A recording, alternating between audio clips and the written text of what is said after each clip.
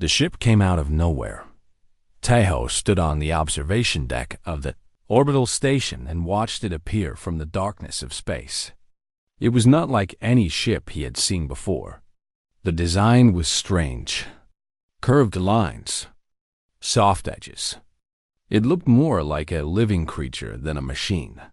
"Captain," his second officer said through the communication device. "The ship is sending signals. They want to talk." Taeho nodded slowly. He had been a captain in Earth's defense fleet for 15 years. He had seen many things, but he had never seen an alien ship come to Earth asking for help. "Let them come," he said. "Tell Ambassador Yuna to meet me at the landing bay." The ship landed 20 minutes later. Taeho stood with his hands behind his back, watching the doors open. Yuna stood next to him. She was young, only 32 years old, but she was the best translator on Earth. She could learn any language in days. The government said she was a gift to humanity. The creatures that walked out of the ship made Taeho take a step back. They were tall, very tall. Their bodies were thin and covered in a hard shell that looked like glass. Their eyes were large and black, and they had 4 arms instead of 2. They moved slowly, carefully, like they were afraid of breaking something. "They are the Valori," Yuna whispered. "I read about them in the galactic database we received last year. They are peaceful. They have never fought a war in their entire history."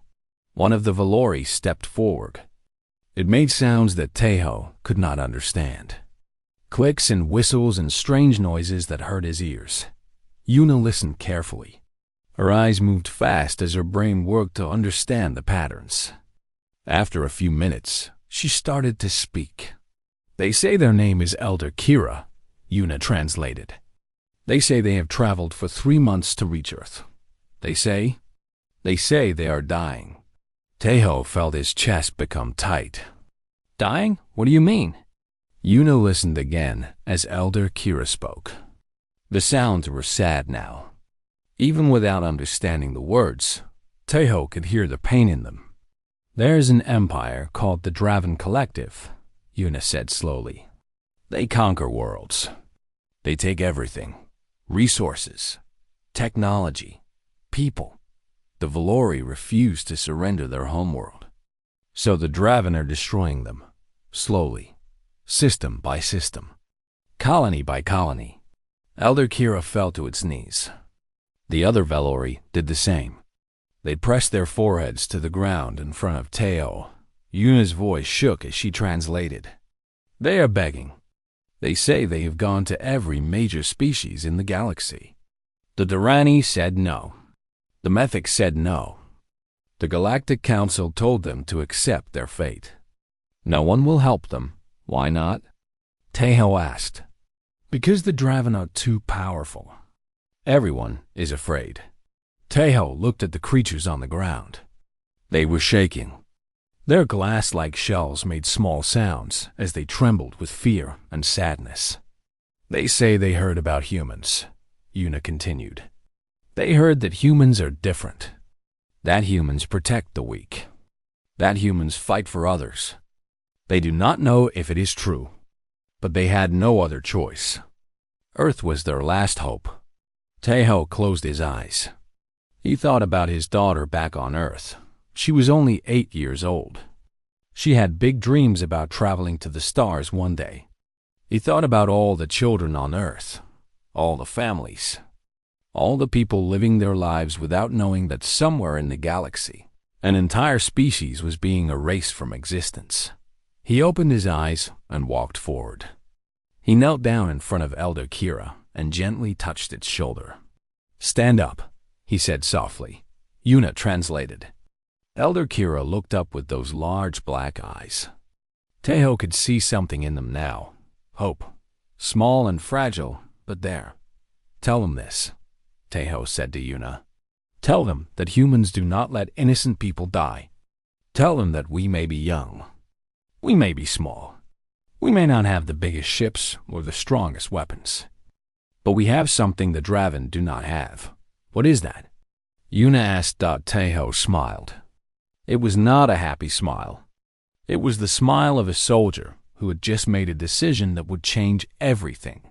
"We have heart," he said, "and we never stop fighting for what is right." Yuna translated his words. Elder Kira made a sound that Teho had never heard before. It was high and beautiful and sad all at once. The other Valori joined in. They were crying. Teho realized.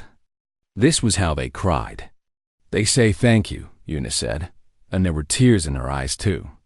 "They say they will never forget this. They say humans have given them something they lost a long time ago." "What?" "Hope." Teho stood up and looked at the sky through the station's windows. Somewhere out there, an empire was killing innocent people. Somewhere out there, monsters thought they could do whatever they wanted because no one would stop them. They were wrong. He pressed his communication device. "This is Captain Teho. I need a direct line to Earth's Central Command. Tell them we are going to war." The message went out across Earth within hours. The news spread fast. An alien species had come asking for help. They were being destroyed by a powerful enemy. And humanity had said yes. Some people were afraid. They said it was not their fight. They said humans should stay on Earth and protect themselves. But more people felt something else. They felt anger. They felt sadness. They felt a deep need to do something. Volunteers filled the recruitment centers. Scientists worked without sleep to understand Valori technology. Factories started making new ships, new weapons, new supplies. Yuna worked with Elder Kira every day. She learned their language completely. She learned about their culture, their history, their dreams. The Valori had been artists and thinkers for thousands of years. They had never hurt anyone. And now they were being killed simply because they had resources that someone else wanted. "Why do you help us?" Elder Kira asked one night. "You do not know us. We have nothing to offer you. We cannot even fight." Yuna thought about the question for a long time. "Because we are human," she finally said. "And this is what humans do." Elder Kira did not understand. The concept was too strange. In the galaxy, no one helped anyone without expecting something back. Kindness without profit did not exist, but it existed on Earth. And soon, the galaxy would learn just how far humans would go to protect those who could not protect themselves. The first fleet launched 3 weeks later. 50 ships, 2,000 soldiers. Captain Teho stood at the front of his ship and looked at the stars ahead. "Are you afraid?" Yuna asked him. "Yes," he admitted. "But fear has never stopped humans before." The ships jumped into the unknown. Behind them, Earth watched and waited. History was about to change. The Valori had asked for protection, and humanity had answered. The Galactic Council met in a station that floated between 3 stars. It was the center of galactic civilization. Representatives from 200 species gathered there to discuss trade, laws, and peace. Today, they gathered to laugh at humanity. They sent 50 ships, the Tarani ambassador said. His voice was thick with disbelief. 50, against the Draven Collective. The other ambassadors made sounds of amusement. The Mythics clicked their claws together. The Vonari flashed their bioluminescent skin in patterns that meant mockery. "Humans have been in space for less than a century," another ambassador said. "They do not understand what they are facing. The Draven have conquered 47 worlds. Their fleet numbers in the thousands. Let them go," the council leader said calmly. "Let them fight their pointless battle. When they are destroyed, perhaps other young species will learn an important lesson. Do not interfere with powers greater than yourself." Far away, Commander Hyan Wu sat in the captain's chair of the ship called Mountain. He was 45 years old, with gray hair and calm eyes. He had fought in 3 wars on Earth before joining the space fleet. He knew what battle looked like. He knew what death looked like, and he was not afraid. "Commander," his tactical officer said, "we are receiving a transmission from Valori space. The Draven have noticed us. Put it on screen." The face that appeared was terrifying. The Draven were large creatures. Their skin was dark red, almost black. They had 6 eyes arranged in a circle around their head, and their mouths were filled with teeth designed for tearing flesh. They had evolved as predators, and they had never stopped being predators. "Humans," the Draven commander said. His translator made the words sound flat and cold. "You should not have come here. Turn back now, and we will let you live. Continue forward, and you will be destroyed." Haiyan Wu leaned forward in his chair. "I have a different suggestion," he said. "Leave Valori space. Stop your attacks. Return to your own territory. Do this, and there will be no war." The Draven commander laughed. It was an ugly sound.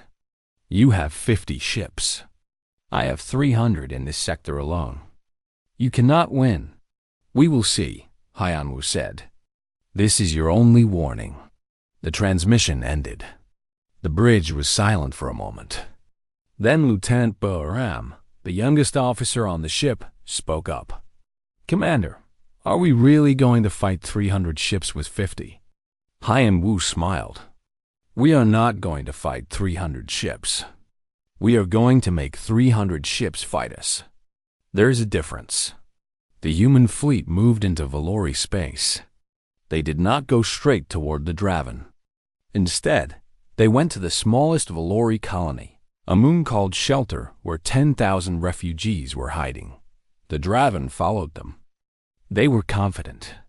They sent 100 ships to destroy the human fleet. It would be quick, they thought.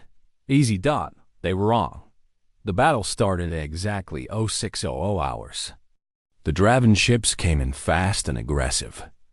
They fired their weapons without mercy. The space around Shelter filled with light and explosions. The human ships did something strange. They did not run. They did not try to dodge. They flew straight into the enemy formation and started shooting. "What are they doing?" the Draven commander demanded. "They are too close. At this range, they will take as much damage as they give." That was true. But the Draven did not understand something important about human ships. Human ships were built to take damage. On Earth, humans had fought wars for thousands of years. They had learned that sometimes you cannot avoid getting hurt. So instead of building ships that tried to avoid all damage, humans built ships that could survive damage. Triple-layered armor. Backup systems for every critical function. Emergency repair drones that could fix holes in the hull while the battle was still happening. The Draven ships were fast and powerful, but they were built to attack, not to survive. One good hit could disable them. The Mountain took 17 direct hits in the first hour. It lost 2 engines and part of its communication system. But it kept fighting. Its weapons kept firing. Its crew kept working. "Engine room, what is our status?" Haiyan Wu asked. "We have lost engines 2 and 4, Commander," the engineer replied. His name was Dongha, and he was bleeding from a cut on his head. "It did not stop working, but I can give you 80% power from the remaining engines. This ship is not dying today." The battle lasted 4 hours. When it was over, the human fleet had lost 12 ships. The Draven had lost 50-3 across the galaxy. People watched in shock. The Galactic Council received reports and did not believe them at first. "That is impossible," the Terrani ambassador said. "Humans are primitive. Their technology is inferior." "Apparently not," another ambassador replied quietly. On Shelter, the Valori refugees watched the human ships orbit their moon. Elder Kira stood among them. Tears of joy ran down the old leader's face. "They came," Kira whispered. "They actually came." Haiyan Wu landed on the moon and met with the refugees. He looked tired. His uniform was dirty and had blood on it, but he smiled when he saw the Valori children hiding behind their parents. "You are safe now," he told them through his translator. "No one is going to hurt you." A small Valori child walked forward. It was barely tall enough to reach Haiyan Wu's waist. It looked up at him with those big black eyes and made a soft sound. The translator interpreted, "Are you a hero?" Haiyan Wu knelt down so he was at the child's level. "No," he said gently. "I am just a human. We are all just humans. But we do not let bad people hurt good people. That is our rule." The child reached out and touched Haiyan Wu's face. Its little fingers traced the wrinkles around his eyes, the gray in his hair, the small scar on his cheek from a war long ago. "Thank you," the child said. Haiyan Wu felt something warm in his chest. This was why they had come. Not for glory, not for power, but for moments like this. For children who deserve to live without fear. The Draven commander sent a message to his superiors that night. His voice was different now. The confidence was gone. "The humans are not what we expected," he reported. "They fight like nothing I have ever seen. They do not retreat. They do not surrender. They keep fighting even when their ships are falling apart around them. I recommend sending more ships. Many more ships." His superiors listened. They were not worried yet, but they were curious. "How many humans died in the battle?" they asked. "Our scans show approximately 400 confirmed deaths." "And they kept fighting?" "They kept fighting." "Commander, I do not think they will stop. I do not think they know how to stop." There was silence for a long moment. "Interesting," the Draven High Commander finally said. "Send the Third Fleet. Let us see what these humans are truly made of." Far away, Haiyan Wu received reports of more Draven ships coming. He read the numbers carefully. 300 more ships. Then 500. Then 1,000. "They are taking us seriously now," Boaram said nervously. "Good," Haiyan Wu replied. "That means we are winning." "How is that winning?" "There are more of them than ever." Haiyan Wu looked at the stars outside his window. "Because every ship they send here is a ship they cannot send somewhere else. And Earth is building more ships every day. They think this will be quick. They think they can crush us and go back to their conquest. They are wrong. This war will be long. And humans are very, very good at long wars. The galaxy had underestimated humanity. They would not make that mistake again." The war spread across 3 star systems. Lieutenant Su Min stood on the bridge of her ship, the Sunrise, and watched the Draven fleet approach. There were 60 enemy ships. She had 8. "Orders, Lieutenant?" Her pilot asked. Su Min was only 28 years old. She had joined the fleet because she wanted to explore the stars. She had never expected to fight a war. But war had found her anyway, and she had discovered something about herself. She was good at it. "We cannot win this fight," she said calmly. "But that is not our mission. Our mission is to protect the colony evacuation ships behind us. We need to give them time to escape." "How much time?" 2 hours. Her crew looked at each other. 2 hours against 60 ships with only 8. The math was not good. "You heard the lieutenant," her second officer said. His name was J1, and he had been in the fleet for 20 years. "Let us show these Draven what humans can do." The battle started badly. Within 30 minutes, Su Min had lost 3 ships. The Draven were adapting. They had studied human tactics after their earlier defeats. They no longer charged in carelessly. They stayed at distance and used their superior numbers to surround the human ships. "The hope is gone," J1 reported. His voice was flat, professional, but Su Min could see the pain in his eyes. Captain Kim went down with her. Su Min closed her eyes for 1 second. Captain Kim had been her friend. They had trained together. They had dreamed together about the worlds they would explore someday. Now he was dead. "Keep fighting," she ordered. "We still have a job to do." The evacuation ships were large and slow. They carried 20,000 Valori refugees from the colony below. Women, children, elderly. They could not move fast enough. Every minute felt like an hour. The sunrise took hit after hit. The ship groaned and shook. Systems failed. Fires broke out. The crew put them out and kept working. "We have lost weapons on the port side," someone reported. "Use the starboard. Weapons. Hull breach on deck 7. Seal it. Engine 3 is failing. Reroute. Power." Su Min did not sit down. She stood in the center of the bridge, giving orders, making decisions. Her uniform was soaked with sweat. Her hands were shaking, but her voice stayed calm. 1 hour passed. Then 1 hour and 30 minutes. The evacuation ships were almost clear. "Lieutenant," J1 said quietly, "we have 2 ships left, including ours." Su Min looked at the tactical display. 41 Draven ships remained. They had destroyed 19, but it was not enough. It would never be enough. "Get me a channel to the Draven commander," she said. Her crew stared at her. J1 stepped closer. "What are you doing?" he asked. "Buying time," she replied. The Draven commander appeared on screen. He looked tired too.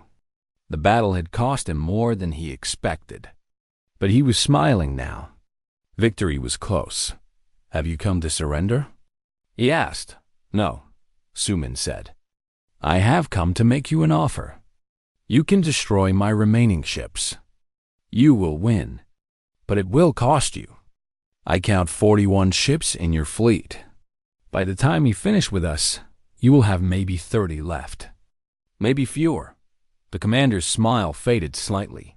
"Or," Su Min continued, "you can let the evacuation ships go. Let those refugees escape.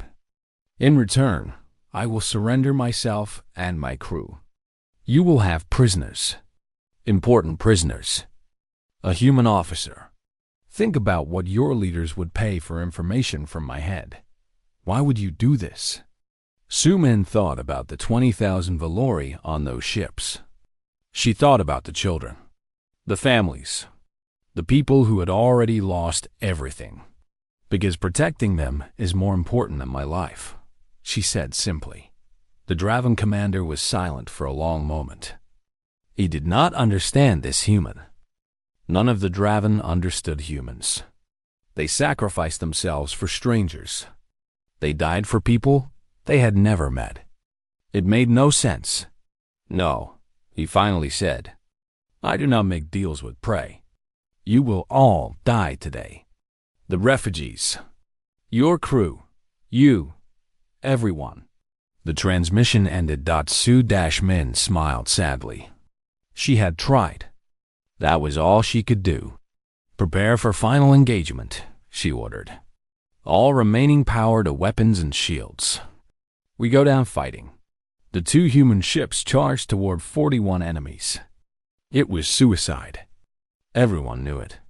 But then something happened. A new signal appeared on the sensors. Then another. Then 10 more. Then 100 more. "Lieutenant," the sensor officer shouted. "Ships coming out of jump space." A lot of ships. Su Min's heart stopped. More Draven reinforcements? They were already dead. More enemies would not change anything. Then she saw the ship identification codes. "Those are human ships," J1 whispered. "That is the 2nd fleet. And the 3rd fleet. And is that the 4th fleet?" 300 human ships filled the space around them. They came from every direction, surrounding the Draven fleet completely. A familiar voice came through the communication system. "This is Commander Hyeon-woo of the Mountain. Lieutenant Su Min, you are relieved. We will take it from here. Su Min sat down for the first time in hours. Her legs would not hold her anymore. Tears ran down her face, but she was laughing. The Draven commander tried to retreat. It was too late. Human ships blocked every escape route. You wanted a fight, Haiyan Wu said over an open channel. Now you have one. The battle was short. The Draven ships were destroyed or captured within 30 minutes. The evacuation ships escaped safely. Later, Su Min met with Haiyan Wu on his ship. She was exhausted. Her ship was destroyed. Half her crew was dead. But the mission was complete. You did well, Haiyan Wu told her. You saved 20,000 lives today.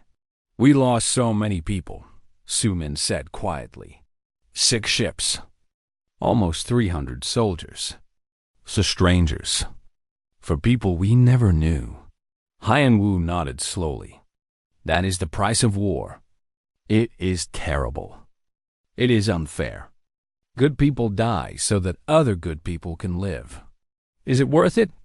Haiyan Wu did not answer immediately. He walked to a window and looked out at the stars. I received a message today, he said. From Earth. The Valori children who escaped 3 weeks ago, the ones from shelter, they started school. Human school.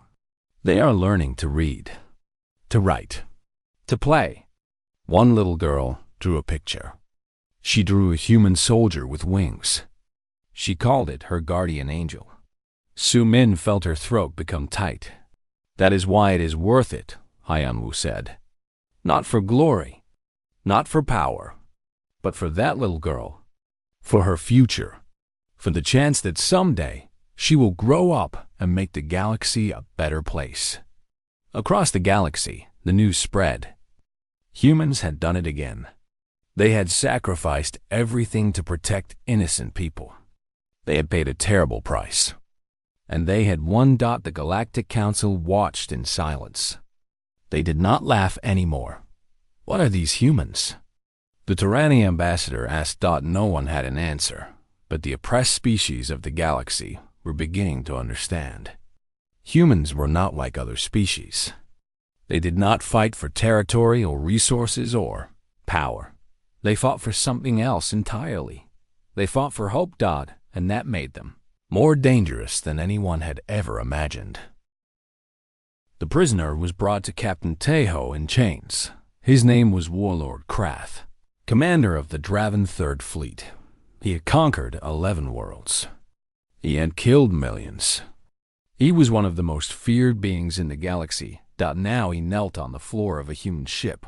Defeated. Teho looked at him for a long moment. The warlord was massive. Even kneeling, he was almost as tall as Teho standing. His red skin was covered in scars from countless battles. His 6 eyes stared at Teho with pure hatred. You should kill me, Krath said. His voice was rough, like rocks grinding together. That is what I would do to you. I know, Teho said. I have read the reports. I know what you did to the Valori prisoners you captured. I know about the executions, the torture, the children you sent to work in your mines. Krath smiled. It was an ugly sight. They were weak. The weak exist to serve the strong. That is the way of the universe. Teho pulled up a chair and sat down across from the warlord. He was not afraid. He had seen monsters before. He had fought them on Earth. He had fought them in space. Krath was just another monster. You are wrong, Teho said calmly. That is not the way of the universe. That is just the way you chose to live. There are other ways. Krath laughed. You humans are children. You have been in space for barely 100 years. The Draven have ruled these stars for 10,000 years. We know how the galaxy works. Maybe you did, once. Teho leaned forward. But things are changing. Have you heard what is happening on your border worlds? The smile faded from Krath's face. The Valori refugees we saved have been talking, Teho continued. They have been sending messages to other species. Species that your people have conquered. Species that have been living under your rule for centuries. They are slaves. They cannot do anything. They were slaves. Now they are angry. And they have seen something they never saw before. They saw someone stand up to the Draven. They saw someone fight back and win. Tejo pulled out a small device and showed Krath a recording. It was footage from a Draven mining colony. The workers there, small gray creatures called the Pali, had stopped working. They had taken over the mining equipment. They were fighting the Draven guards. This happened yesterday, Tejo said. And this is not the only place. There are reports of uprisings on 17 different worlds. Your empire is starting to crack. Krath's 6 eyes went wide. That is impossible. The Pali are cowards. They would never fight. They were cowards because they had no hope. They believed resistance was pointless. They believed no one would ever help them. Tejo put the device away. We gave them something to believe in. We showed them that the Draven can be beaten. And now they are fighting back. The warlord was silent for a long time. His chains made small sounds as his hands trembled. What do you want from me? He finally asked. I want you to send a message to your high command, Tejo said. I want you to tell them that humans do not want war. We did not come here to conquer. We came here to protect the Valori. If the Draven stop their attacks, if they release their conquered peoples, if they become part of the galactic community instead of its enemy, we will stop fighting. Krath stared at him in disbelief. You want peace? After everything we have done? Yes. Why? Tejo thought about all the soldiers he had lost, all the funerals he had attended, all the letters he had written to families back on Earth. He thought about the cost of war and how much more it would cost if it continued. Because war is terrible, he said quietly. Even when you win, you lose. People die. Families break. Hearts become hard. I do not want that for humanity. I do not want that for anyone. You are offering mercy to your enemy. I am offering a choice. Your people can continue this war. You can send more fleets. You can fight until every Draven ship is destroyed and your empire is nothing but ashes. Or you can choose a different path.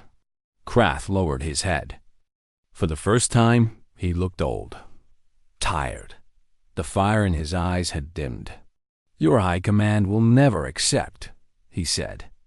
They would rather die than show weakness. Maybe, Tejo agreed. But the message will not only go to your leaders. It will go to every Draven ship, every Draven colony, every Draven citizen. They will know that humans offered peace. And they will remember that when the war continues, they will remember whose choice it was. He stood up and walked toward the door. Wait, Krath called out. Tejo stopped. You could have killed me. You could have tortured me for information. You could have made me suffer the way I made others suffer.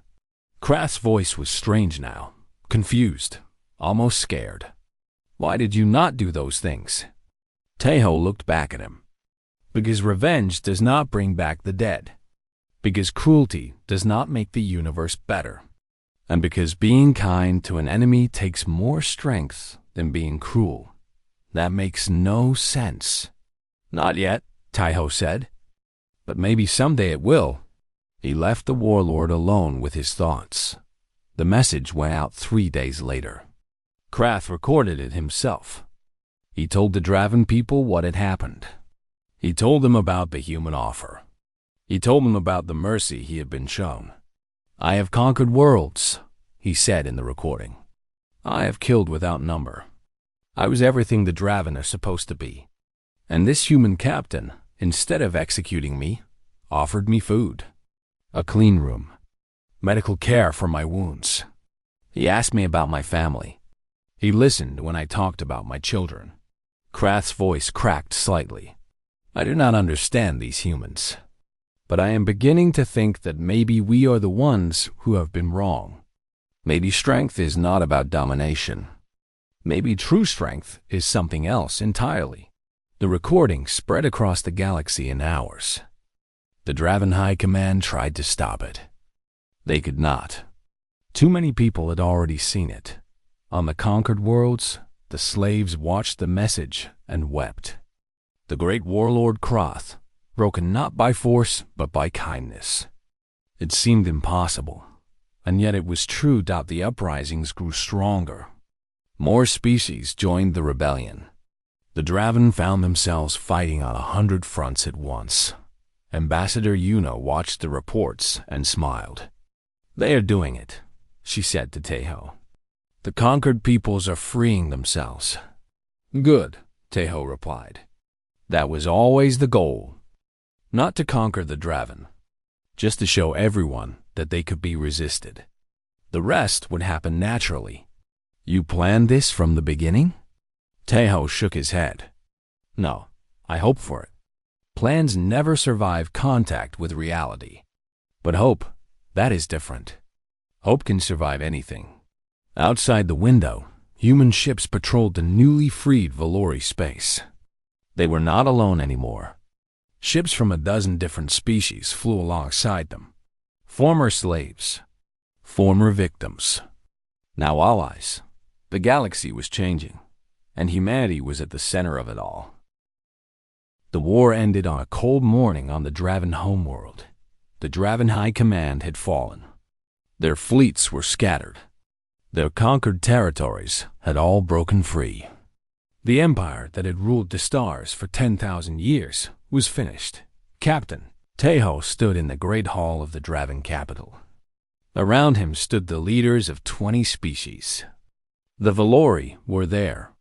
So were the Pali, the gray-skinned Myers who had started the rebellions.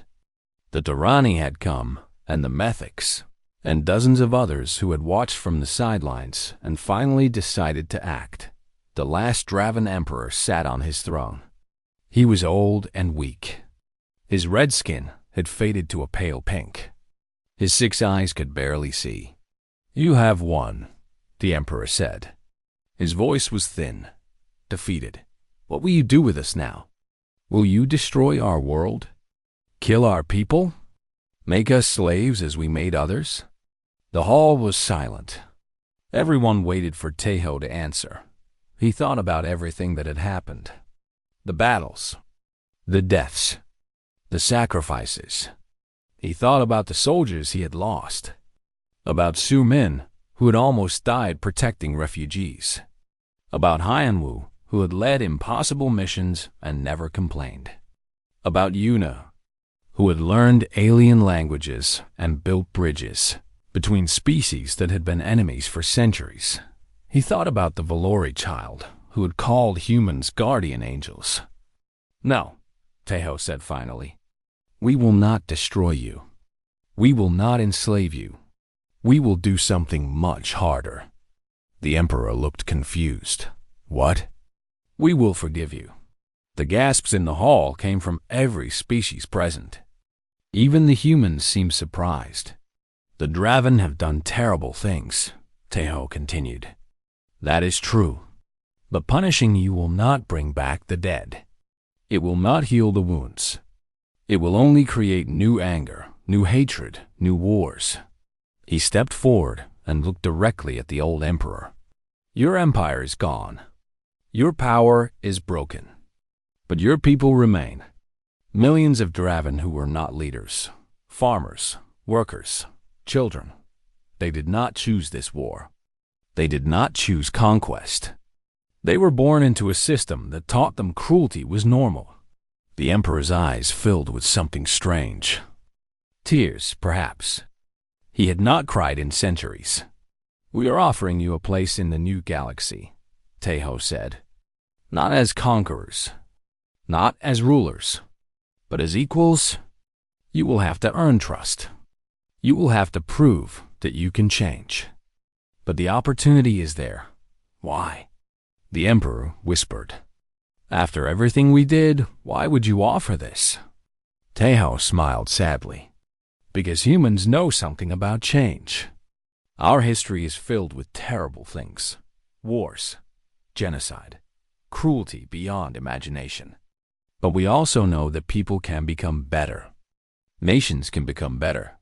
Species can become better. We have to believe that, or there is no point to anything.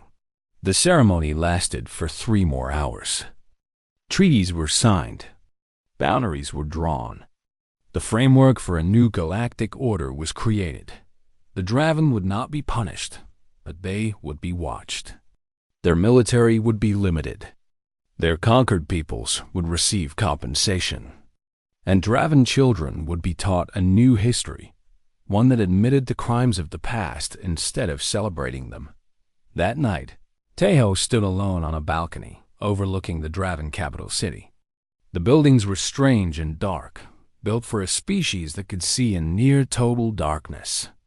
But there were lights in the windows now. Signs of life. Signs of a future. Yuna found him there.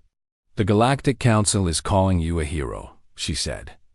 "They want to give you medals. Name stations after you." Tejo shook his head. "I did not do this for medals." "I know. That is why they want to give them to you."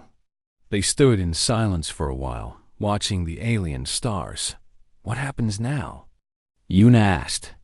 "Now we go home," Tejo said. "Earth is waiting. Our families are waiting. We have been gone for too long. And the galaxy?" Tejo looked at the sky. Somewhere out there, human ships were patrolling trade routes, protecting colonies, training new allies. Somewhere out there, Valori children were playing in rebuilt cities. Pally workers were operating their own mines, keeping the profits for themselves. 100 species were breathing free for the first time in generations. "The galaxy will keep changing," he said. "That is what galaxies do. There will be new problems, new conflicts, maybe new wars. But there will also be something that was not there before." "What?" "Hope. Real hope. The kind that does not come from power or weapons or fear. The kind that comes from knowing that someone somewhere will stand up for what is right." Yuna nodded slowly. "The Valori told me something interesting today. They said that before we came, they had a word for humans. It translated roughly as the young ones who scream too much." Tejo laughed. "That sounds accurate. They have a new word now. It does not translate perfectly, but the closest meaning is something like the ones who protect." Yuna paused. "They are adding it to their sacred texts. 1,000 years from now, Valori children will read stories about the humans who came from a small blue planet and saved their people." Tejo felt his eyes become wet. He blinked quickly and looked away. "I hope," he said quietly, "that we can live up to those stories." "We will," Yuna said with certainty. "That is what humans do. We make mistakes. We fail. We hurt each other and ourselves. But we also try. We keep trying, even when it seems impossible. And sometimes we succeed." The next month, the human fleet returned to Earth. They came as heroes. Millions of people lined the streets to welcome them home. Children waved flags. Parents cried with joy. The soldiers who had left as unknowns came back as legends. But Tejo did not attend the parades. He did not make speeches. He went home to his small apartment, hugged his daughter for a very long time, and then slept for 3 days straight. When he woke up, he found a message waiting for him. It was from Elder Kira. "Captain," the message said, "I wanted you to know that we have started rebuilding our homeworld. It will take generations, but we will do it. And we will never forget what humanity did for us. Every Valori child will grow up knowing that when our species faced extinction, humans answered our call. They paid a terrible price, and they asked for nothing in return." The message continued with a single sentence that Tejo read over and over again. "You gave us back our future. There is no gift greater than that. Outside his window, Earth turned slowly beneath a familiar yellow sun. Ships came and went from the orbital stations above. Somewhere out there, the galaxy continued to spin, filled with wonders and dangers and possibilities beyond imagination. Humanity had answered a cry for help. They had gone to war for strangers. They had bled and died and won. And in doing so, they had changed the galaxy forever, not through conquest, not through fear. Through compassion. That was humanity's greatest weapon. And the galaxy would never forget the price they paid to wield it.